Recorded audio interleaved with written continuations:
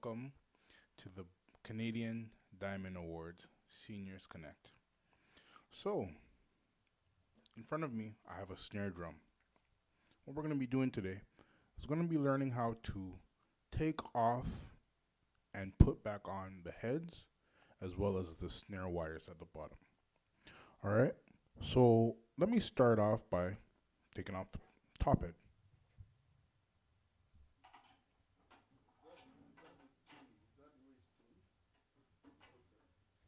Yes. So, this is the way we're going to be tuning the drum, as well as just doing quick little cleanup, because there's stick shavings that get caught in between the hoop and the drum head. So we'll just clean that up real quick.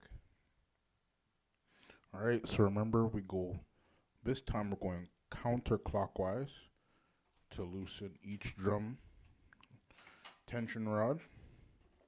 And remember, you want to go with the star formation. So whichever tension rod I go for the opposite one. Go on until all of the tension rods are loosened off of the drum hoop.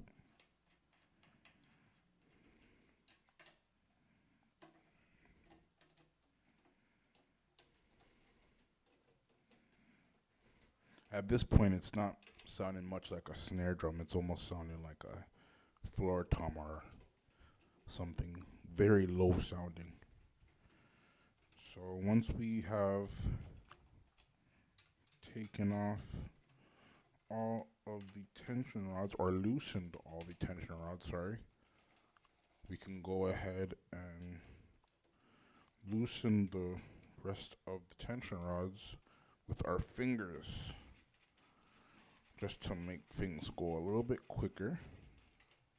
Or you can have two drum keys, which I don't. Today I only have one.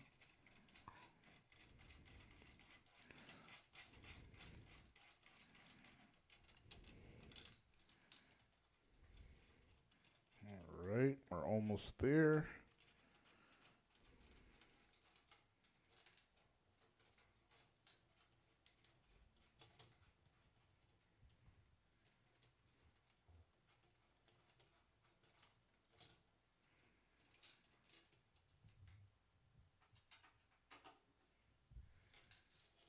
As you can see, we've taken off the drum hoop. Right, and if we did have a new drum head, we just simply swap it out. But because we don't, we'll just put the same one back on, and it's in good condition, so it's good to go back on.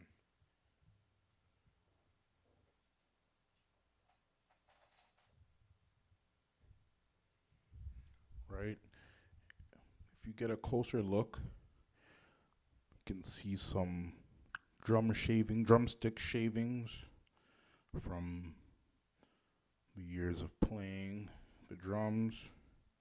So what we can do with that, take a little cloth or old t-shirt, and we just clean around the drum head.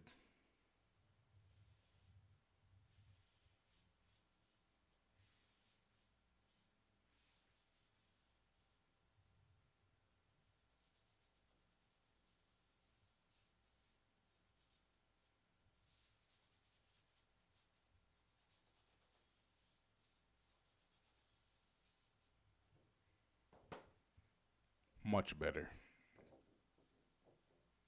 All right, so with that, we can clean the hoop,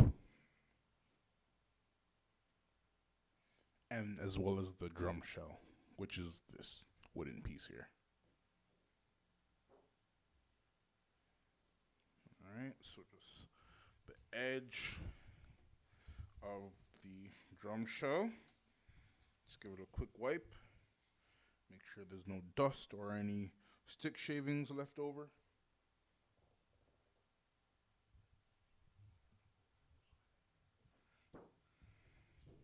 All right, so we can put the drum head back on.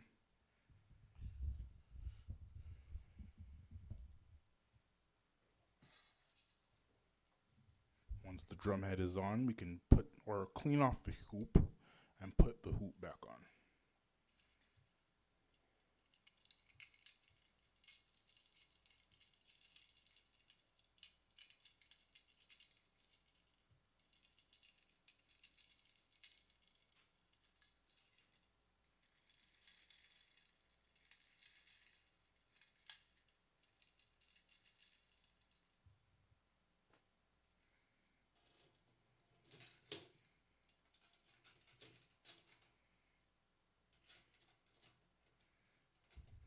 So before we start tightening the drum head back up with the drum key, what we'd want to do is get every tension rod back into each slot or lug.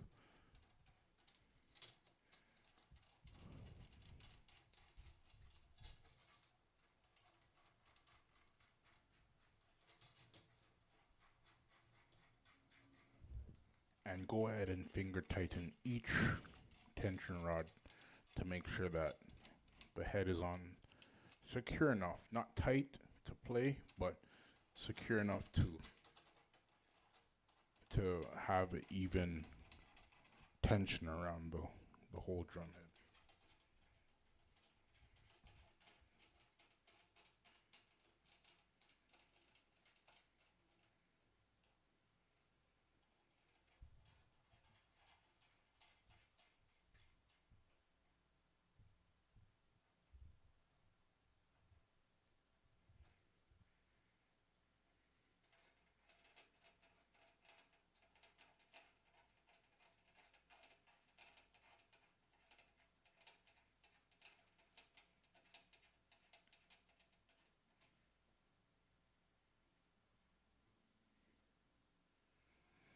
All right, now that we have every tension rod finger tightened, we can go ahead with our key and start to make turns around the drum.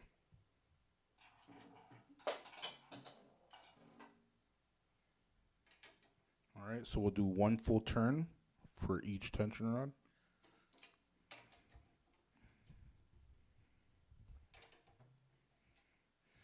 Remember, clockwise to tune it up. And we're gonna go in a star formation to make sure that each tension rod is, oops, bring this one down. All right, so we're getting somewhere, but we'll give it a few more turns just to really bring in the snare sound. I apologize.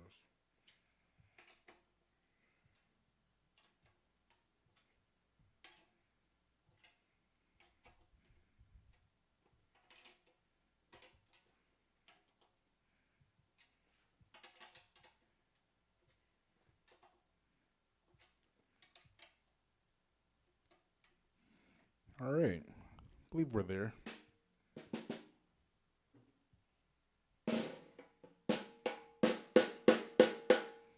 Sounds pretty good.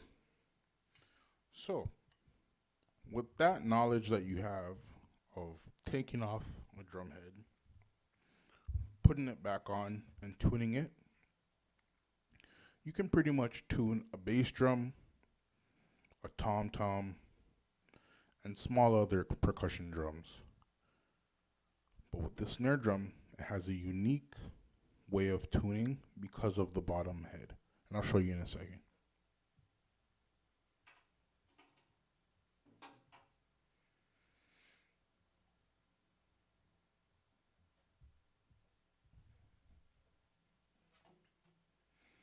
So at the bottom of the snare drum, as you can see, there are some snare wires. And we talked about if we have those on, you get the bongo sound. If you have them on, you get that snare sound again. So I'll just show you how to replace it or change it or anything you want to do. I'll just show you right now.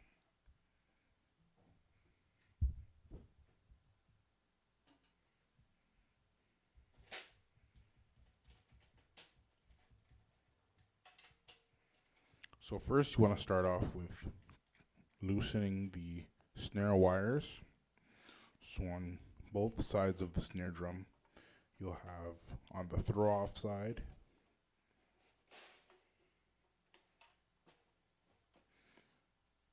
and the snare strainer side, strainer or holder.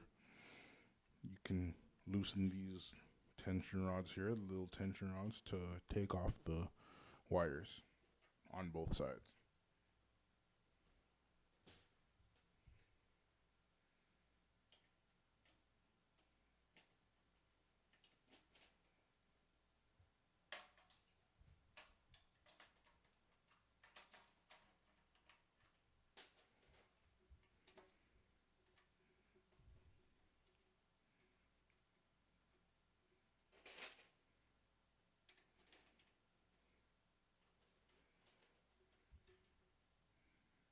As you can see, there's the snare wires. All right, we're just gonna put that to the side for now when we work with the drum head.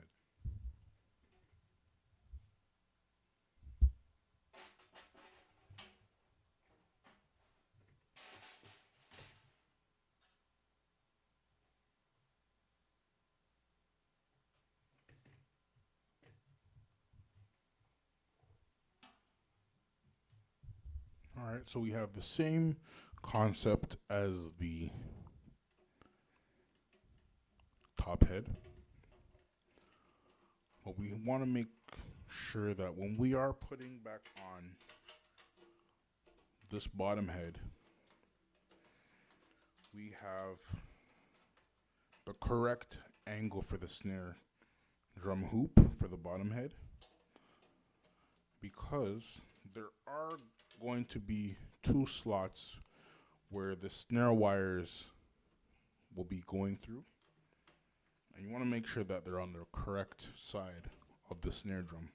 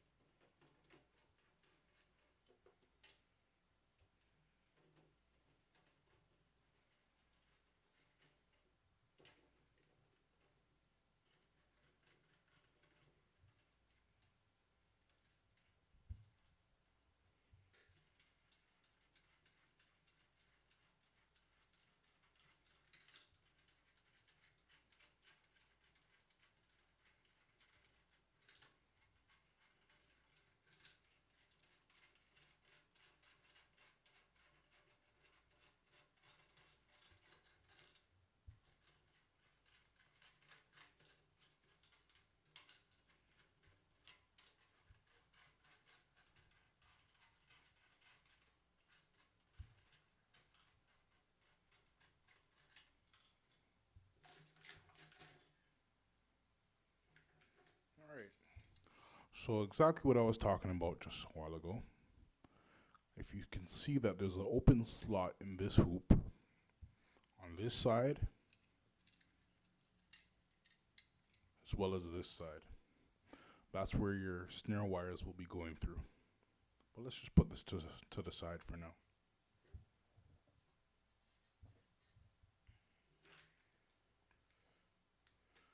Again, like the top head, for the bottom head, let's give it a little clean around the edge.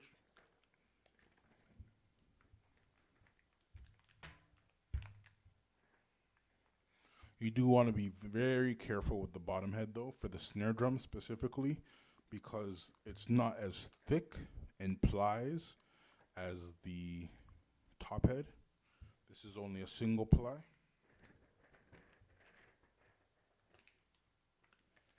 All right, now that we have our snare drum head cleaned, let's now clean the edge of the hoop.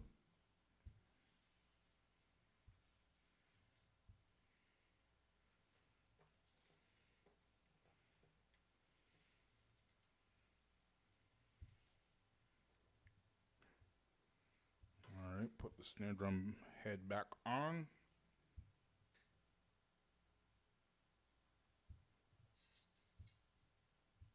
And let's clean the drum hoop.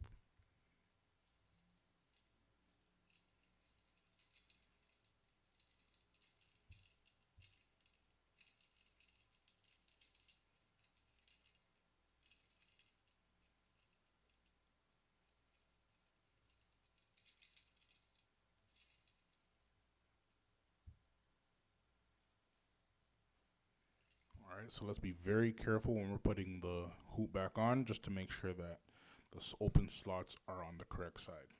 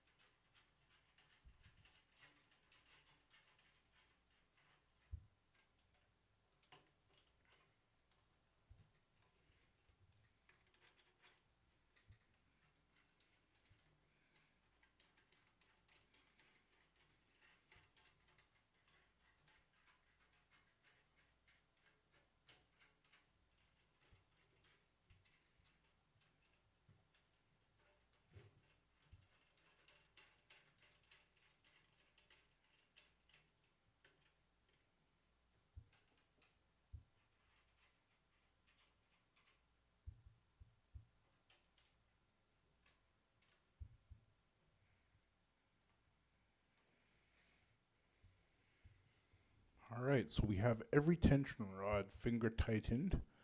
All right, so now we can go around and tighten the bottom head.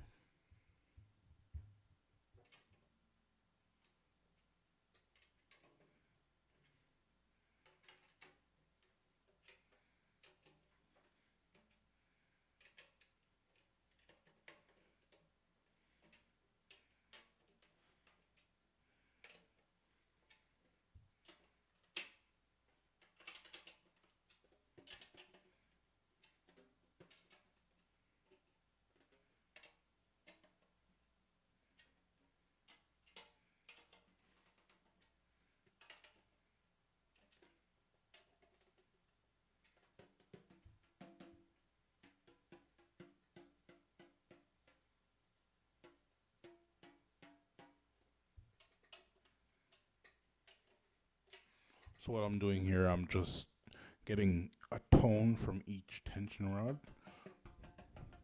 just to make sure that they're even in tone.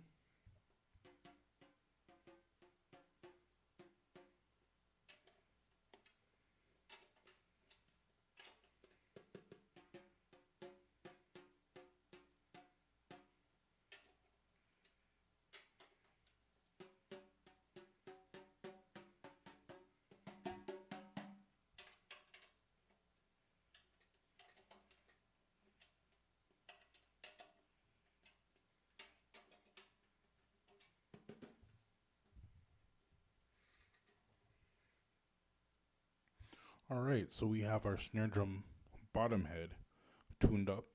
So now we can go ahead and put our snare wires back in.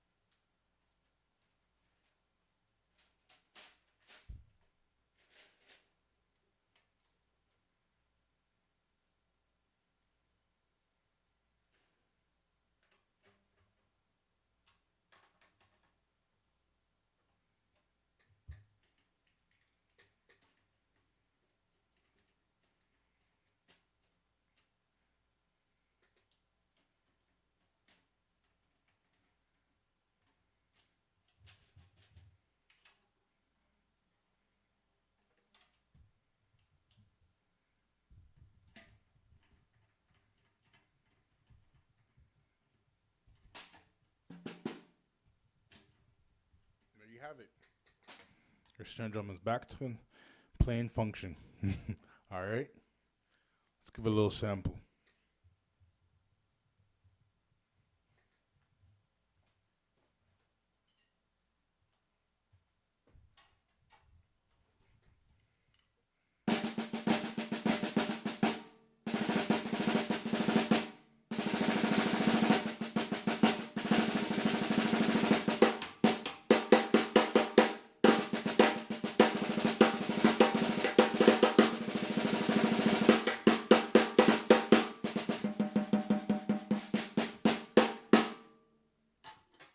There you have it. That's how you tune a snare drum.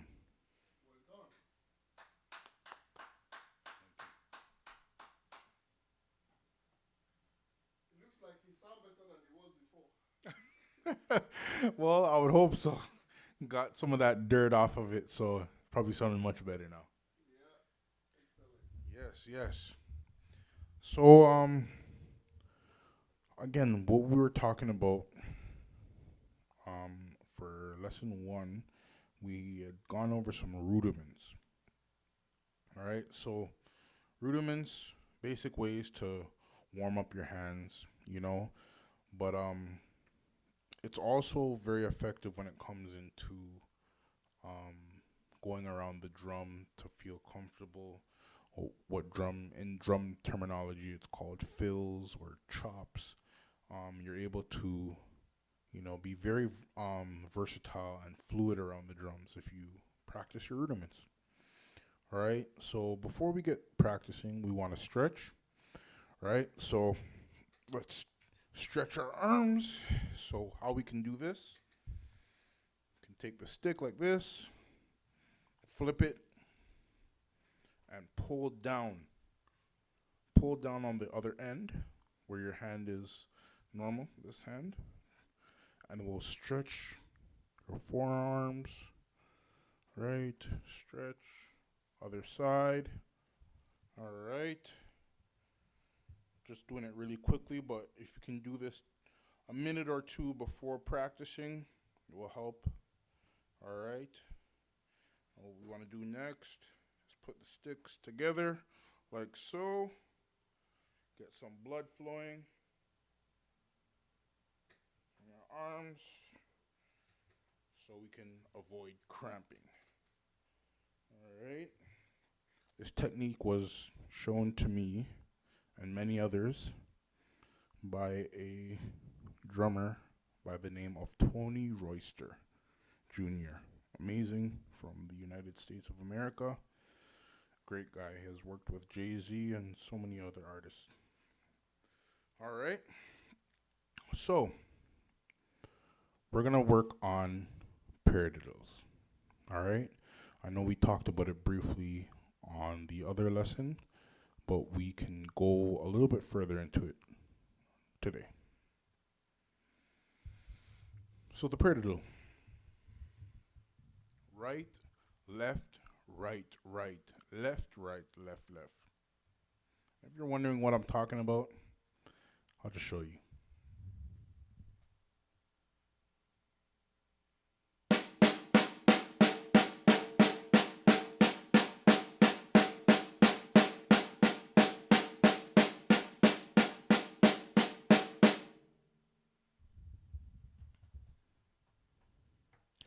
Left, right, left, left, right, left, right, right, right, left, right, right, left, right, left, left.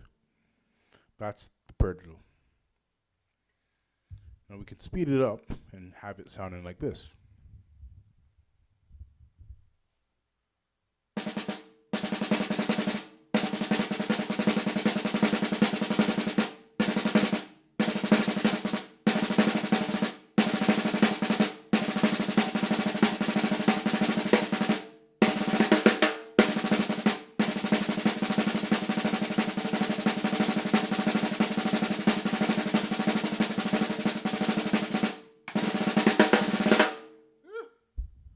I apologize.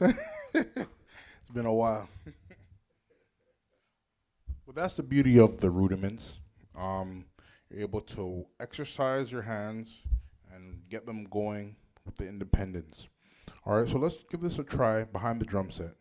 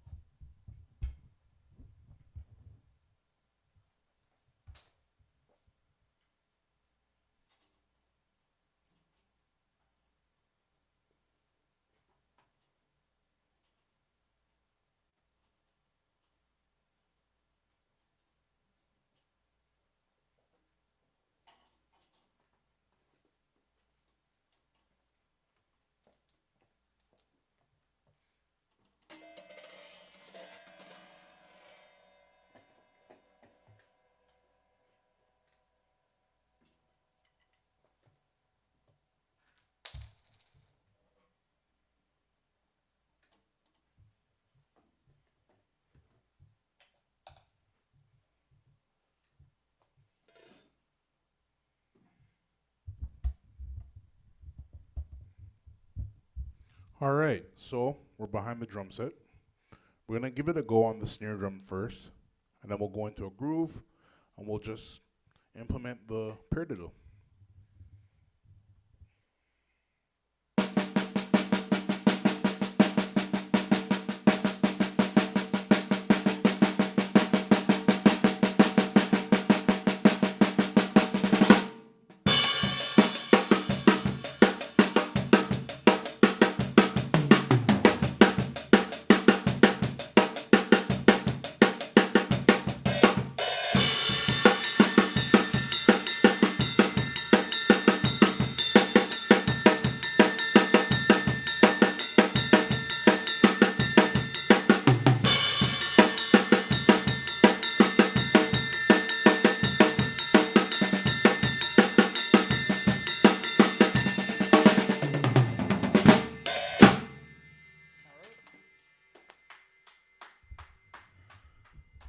So that's just a bit of paradiddle within a groove. All right. So let's just add a little bit of fun. Let's get the metronome going. Let's do this. All right.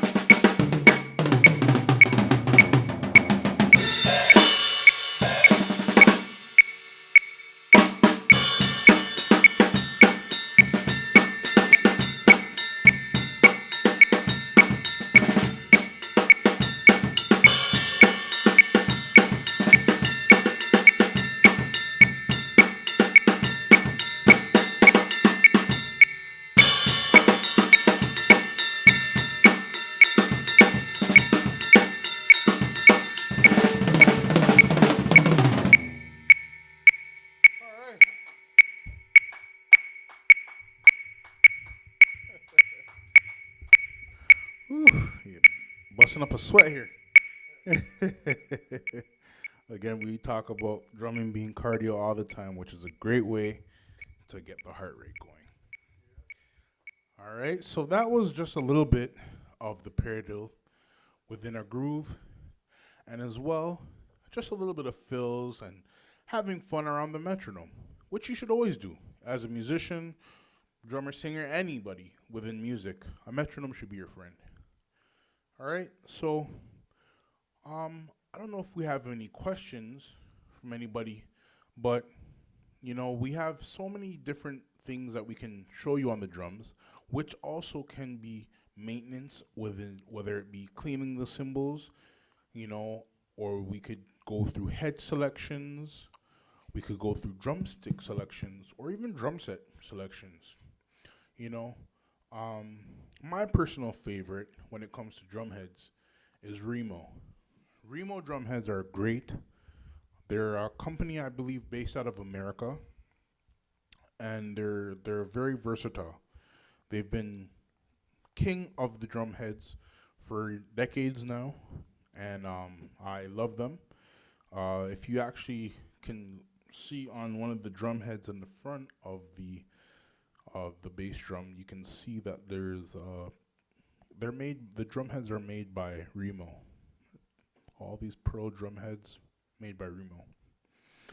And the sticks that I am using right now, I'm using the Vic Firth Extreme 5A American Classics. This one specifically, this stick, is the Extreme 5A N, the N standing for nylon, which is the tip. The tip is made from nylon, right? It's a little bit more easy on the ears when it comes to tapping the cymbals. Like it works well versus the wood. A little bit harsher. If you were closer to the drums, you'd be able to hear. Um, but yeah, there's so many ways that you can even express yourself, whether it be genres, whether it be time signatures, whether it be even just the setup. You know, we could set up a drum set with just the bass drum and snare drum, or we could set up a drum set with five tom toms, three snare drums, five different crashes, two rides, two hi hats. You know, the possibilities are endless when it comes to drums and setting it up and all of that. Why? Because it's an extension of who you are. I believe that playing the drums or playing any instrument at that is an extension of who you are as a person. So if you are a person that loves to bring joy, a lot of times your playing is probably going to do that for people, right? So one thing I always say is stay authentic to you. You know, we're all given the ability to have an individual spirit. So let's use that and run with it, you know? I don't think there's many carbon copies out here. You know, I think there's only one Daniel Genus until I have a son and call him Junior. But yeah, so it's just very important to just enjoy this. Enjoy it, love it, and express yourself. It's the only way to reach people, you know. It's the only way to reach people through this instrument. Excellent. Yeah,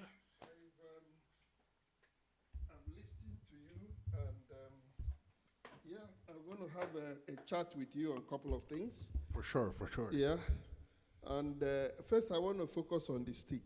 Yes. You did talk about the stick you're using. Yes. What is the difference between that and these ones? So, This one is made in Canada. yes. These are made in America. Yeah.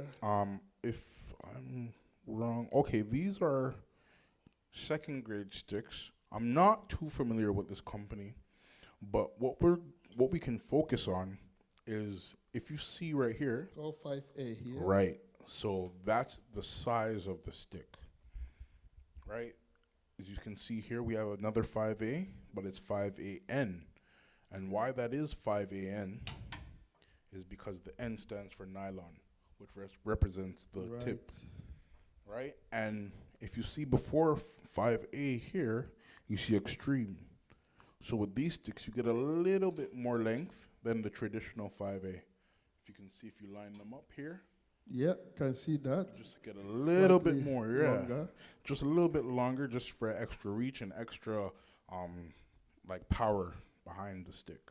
Right. Yeah. So, I was getting into different types of sticks, and this is also another one that is great. It doesn't look like the traditional stick. So this is for drumming as well? Yes. So it's for quiet drumming. Oh. In quiet areas, let's say if you're in an apartment and you need to practice, you can always pull these out, and your neighbor shouldn't complain. So it won't sound as loud. No, not as loud. Right. Go ahead, you give it a try. Right? It's not as solid. Yes. It's not as solid as the traditional stick, and why that is because it's many sticks banded together, many little skinny sticks banded together. Yeah. And we call these the hot rods. The what? Hot Hot rod. rods, correct. Right. So yeah, these are great for low volume hitting. You know.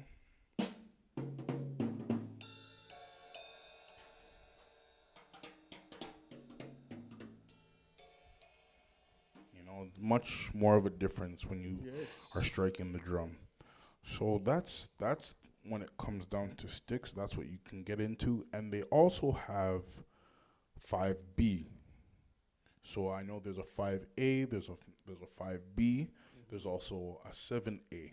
So now with 7A, it's much slimmer than the traditional 5A or the 5B or even a 2B, which tubi also gets into marching band drumsticks, Right. the sizes of those drumsticks that they have, Right. right? And there's so many companies that make sticks at this point. There's too many to count. Right. Yes. Okay. Is there any reason why a beginner should prefer a particular stick or should use a particular stick? Um, I would say if you are a younger drummer, let's say between the ages of 3 to 5 or 3 to 6, the heavier sticks might do a little bit of damage Okay. at a younger age. But if you get into like lighter sticks, like I was explaining, the 7As, or even they have junior sticks where they're not as long as the regular sticks. Right. Those would be considered good for children. Okay. But when it comes to adults, we've built so much muscle over the years. I think we can use almost anything that works with our hands. Yeah, it's not so much that you should be using this or this, but it's more of how do you feel while you're using this. Right. So it's not like a particular stick is going to help a beginner to learn better. No, no, It's just a case of choice. right, right, Okay. right. The drumming comes from within. Yeah, I was going to ask you those personal questions. What made you, or how did you know you can drum? Well, I never knew I could drum until I was about 15. Right. I always loved it. I grew up in church, sat beside the drummer, would always want to learn and go on, but I wasn't gifted that opportunity until later on. And I was at a local church in Brampton, and I was helping them out in their evening services, and I was like, wait, I'm doing this. I can play the drums. Right? So it kind of just comes, especially my older brother, he was a drummer as well. So I was able to just kind of just sit there and just watch until I got the opportunity to actually go behind the drums and play them and, Yeah. have a feel for myself. Mm-hmm. But yeah, it's a God-given thing. It's honestly You sounded like nobody formally taught you to play. No, honestly, like I said, just watching different drummers, whether it be at a church concert or, different things like church services or conventions, I would sit and watch, ask questions. And then, like I was saying, my brother was a drummer. He was gifted a drum set, but he had no interest for it. Wow. So I decided, okay, let me try it. Give it a go. And was able to actually be like, okay, wow, okay, this is how it feels to be behind the drum Yeah. set. Yeah, so it was cool. It was very cool. So when you started, how did you get better and better? Did you at any point have to get someone to teach you, or it's just you practicing and getting better? So I would say it was really mostly practicing. Like the amount of practicing would be considered ungodly because I would skip some of my classes in high school to go home and practice. And it's not good. Children, if you have class, go to your classes, please. Don't follow my footsteps in that regard. But yeah, it's just I think because I had such a So the passion. passion, Yeah, yeah. I just always had a drive to say, man, I need to get better. Mm-hmm. It wasn't that I wanted to get better, but it's almost as if I needed to get better, for my own sake. But yeah, I also met up with a few drummers within the city of Toronto. Really great guys. Some of the guys go by the name of Larnell Lewis, Otis Williams, Adrian Bent, and Jonathan Kerr. Those guys, were great mentors, standing off to the sidelines and just watching and giving advice where they saw it fit. Yeah. So Right. it's yeah.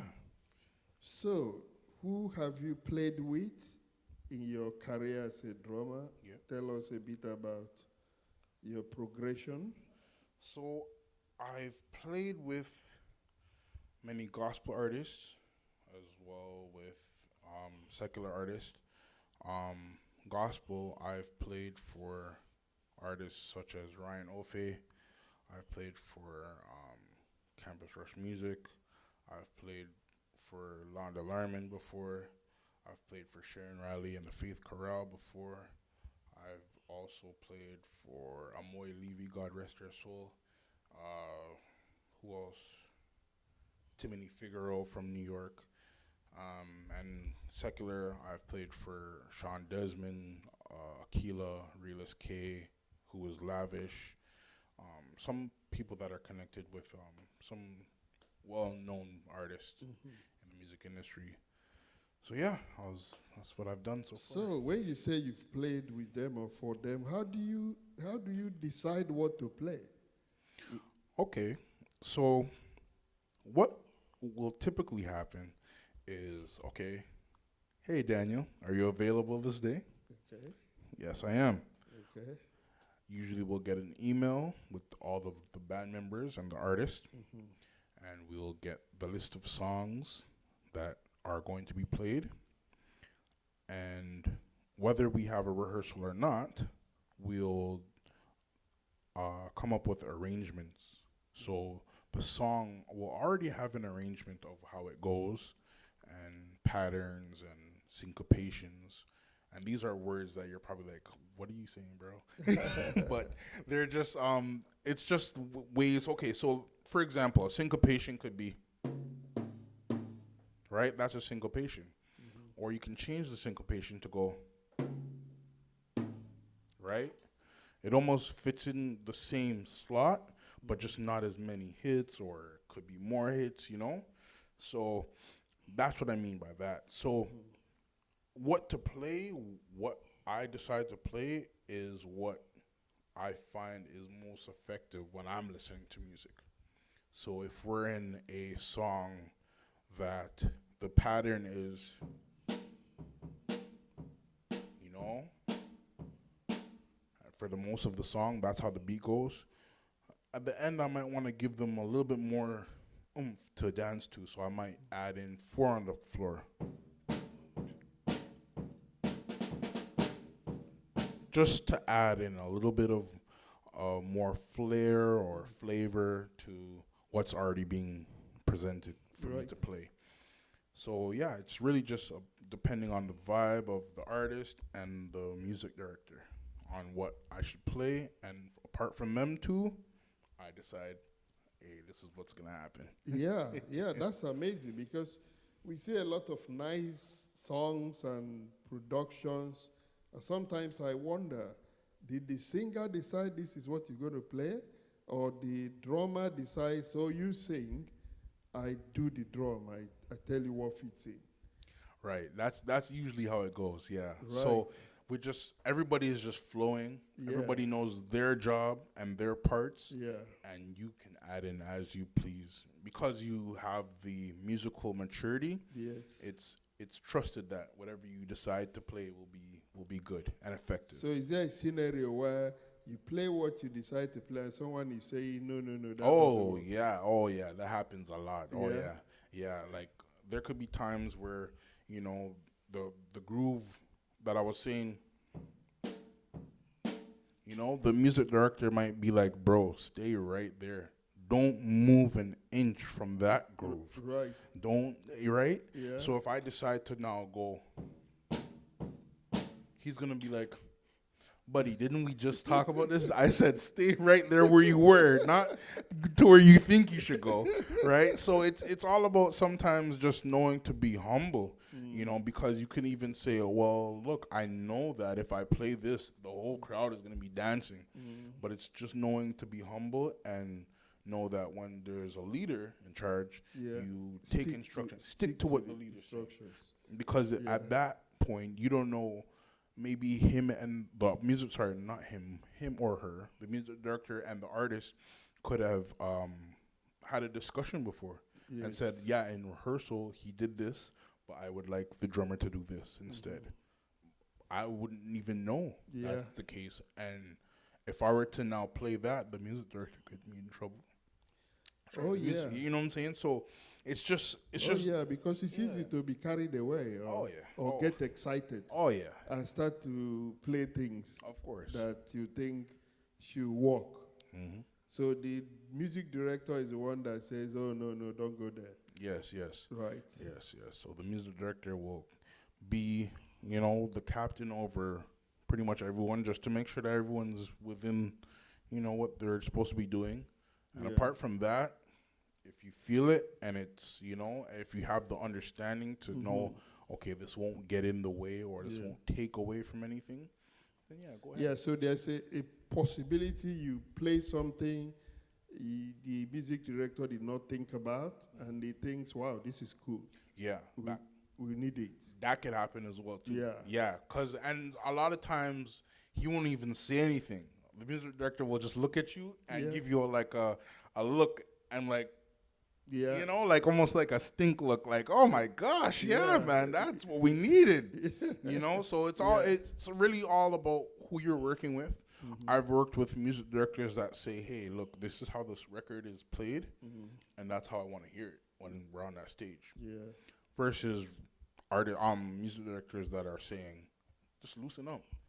I called you. I want to hear you. I don't want to hear what the guy produced on the record. I want to hear you, right? So it's all about who you're working with. Okay. You have to know the music director you're working with. That's why, if anything, the best thing to do when you're working or walking into a new situation that you're not familiar with, best to just pull back and be told to give more than to have given everything and now have to pull back. Right. You're right. So it's better to just humble yourself and relax. And when you're asked for more, you give more. Yep. And just know who you're working with. So what you described just seems to relate to an event or a gig or some performance on stage. Does that apply to recording as well? Recording is different. A lot of times, guys don't understand, and I didn't understand too growing up. Like, when you're recording, it's very, very important to make sure that you're intentional with every hit that you're playing. You're supposed to be like that all the time, but especially for recordings. Why? Because everything is picked up and recorded. And you don't want to give the editor any headaches. Right. Right? When they're playing it back in the studio and listening back, you don't want them to be like, oh my gosh, the drums have to be done over again. That's the worst thing to do. Because at that point, you're taking up time, people's time, energy, and money. Yeah. Right? And you don't want to do that. So what the best thing to do when it comes to recording is to just play the grooves as solid as you can, and the transitions to different parts. So let's say from chorus to verse, or from chorus to bridge, or outro, intro. Just those are standing out, and you know they're brought to life, and then you come back to the groove and stay there, right? Yeah, there's been a couple situations where I know guys and myself where you're playing on a record, but you don't realize this is not just regular church service anymore. This is actually a record that people are going to be wanting to purchase. And, you know, so I had one of the guys that I had mentioned earlier, Jonathan, he had pulled me back to the side and said, hey, you did good, but you have to be very aware that you don't get too crazy when you're playing, because this is a record, right? So it's very important to know when you are playing on a record that it's a record. You know, if you need help with knowing what to play and what to do, there's so many references that you can go back to and, you know, kind of take some ideas and make it your own. But yeah, it's a different thing when you're recording. But again, like the gig part of things, is the drummer that decides what to play? Or is it the director tell what to play, or is it the singer? It's different for different situations. So you can have a producer for a record that already came up with the drum parts. Right? And he's just saying, hey, play something like this, right? If not exactly this. But there's other times where the producer would have probably just been there with a vocalist or the artist and went over the chords and the progressions for the songs, but never came up with a groove as such. So sometimes you'll be placed in a situation where you come up with the drum pattern or the drum part for that song or for the whole entire record, you know. But it takes a lot of patience. Mm. You know, it takes a lot of patience to get to that point where, okay, you are you're level headed enough to be on a record and perform what needs to be performed, and just know that you're not gonna be deciding to do whatever you want to do. It's very important that Right. like whatever is being recorded, because sometimes in rehearsals you could play something and that's what everyone is used to you playing, but if you decide the day of the record that you're gonna play something else, it could throw everybody off. Of course. You know what I'm saying? So it's Of it's course. very important that you are on it, on Of you're hitting the course. nail on the head with that one. So before recording, how many rehearsals would normally happen? It could range from maybe about 3 to 7 rehearsals, Right. depending. I know of I think most of the Americans, when they do their records, I think they take a week to just rehearse, and then I think the end of the week they record. Which I feel like that's the best way to do it, Yeah. because you have you're with the team, building the chemistry all the way up until the day you record, and Yeah. you know At least if you want to go crazy during rehearsal, it can be bring teamed. it out. Yeah. Let's see what you got. You know what I'm saying? Yeah. So it's better to work, So sometimes it's there's a case where, okay, it's not gonna be a whole bunch of rehearsals, but you get enough time to learn the material on your own. They can send it to you, and you're on your own learning it and listening to it and practicing to it, and then from there you go to the rehearsal.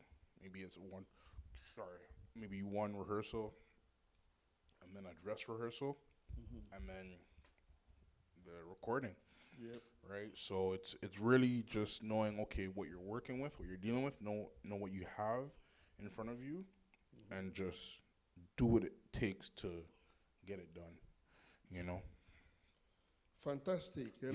A lot to know, a lot to understand. Thank you very much. No problem. One more question Yeah, is, you have so much passion to play. Mm-hmm. Those who wants to play this as amateur, Mm-hmm. what do you advise them? Not people with your kind of passion, but just want to Yeah, just have fun. have fun, try their hand on Yeah, things. yeah. What would you say? I would say, yeah, you can always do that. Like, of course, it's just the economy sometimes. If you're gonna be spending almost $500, $600 I on, know. and if you just want to have fun, go right ahead. There's so many ways to even just figure out things on your own. While you're playing, you could be like, "Whoa, I taught myself." Yeah. You know what I'm saying? And you're probably not even trying. You're just having fun, right? But yeah, no, I would suggest, again, it's great for cardio and it's great for your mental health. It will boost your dopamine, serotonin, all those good hormones, or it will be good for that. Yeah. So Is it just drum or any instrument can do that? I know for sure drums, music in general, it can definitely boost your mental health, but physical health, I would say I don't think any other instrument does it like drums. Oh, really? Yeah, when it comes to working out or cardio. True, though. Yeah, I can say that too because I've just tried playing that and Yeah. my leg muscle is You're responding feeling it, right? to it. Yeah. Because you're building it. Yeah. Over the years, I built my shin muscles by taking off that spring and making the pedal not have that ability to come back. Yeah. So if I were to hit it, it would stay like that. So what I would have to do is hit it hard enough where it hits, and the rebound would bring it back, right? So that would increase my shin muscles there, and different little exercises. Just to kind of get familiar with a pedal. That may need a bit of gym as well. Yeah. Hey, you'd be surprised. There's a lot of overweight drummers out there, man. Do some leg exercise. Oh, some legs to build the muscles on the leg for that. Okay. So you just do leg day just for this. That's right. Yeah. So when you get here, it will be easy to deal with. Okay. You hear that? Yeah. All right. So we all gotta get a gym membership first. No, you don't need that. You've achieved yours over the years practicing. But those of us who are simply trying to get involved, we probably need to do more or jog to build the leg muscle. Because I can tell you what I went through trying to do this. Yeah, it was a bit of brave heart. I had to encourage myself not to give up. It's all good. Thank you very much. Yes, Daniel. no problem. It's been fantastic. Yes, sir. Thank you for joining me with this. Well done. All right.